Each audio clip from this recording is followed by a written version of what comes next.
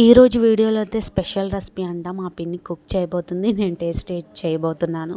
ఈ రొయ్యలు అయితే మాకు తెలిసిన వాళ్ళు ఇచ్చారండి. చాలా పెద్ద సైజు, కేజీ వరకు ఉంటాయేమో. మాకైతే కౌంటింగ్ అయితే 50 రొయ్యలు అయితే వచ్చినాయి. ఇంకా బయట అయితే క్లీన్ చేయించి తీసుకొచ్చేసేవాళ్ళం బయట కొంటే కనుక. ఇంకా తెలిసిన వాళ్ళు ఇచ్చారు కాబట్టి మాకైతే క్లీన్ చేయడం తప్పలేదన్నమాట.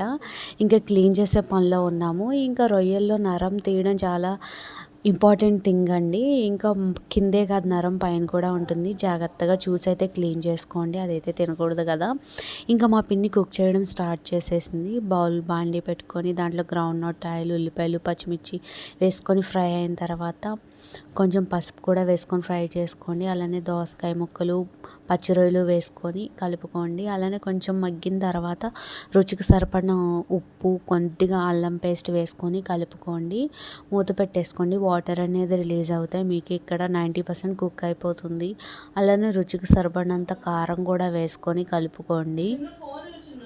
కారం వేసిన తర్వాత కొద్దిగా మగ్గించుకోండి. అప్పుడు కారం పచ్చివాసన అనేది పోతుంది. తర్వాత ధనియాల పొడి 1 టీ స్పూన్ వేసుకొని కలుపుకున్న తర్వాత 1 గ్లాస్ అయితే వాటర్ పోసేసుకోండి. మూత పెట్టుకోండి. ఇట్లా ఆయిల్ అయితే పైకి తెలియని తర్వాత స్టవ్ ఆఫ్ చేసేసుకొని కొత్తిమీర వేసేసుకొని ఒక్కసారి కలిపేసుకొని ఇంకా టేస్ట్ చేయడమే. టేస్ట్ అయితే చాలా బాగుంది. వీడియో నచ్చితే లైక్ చేయండి.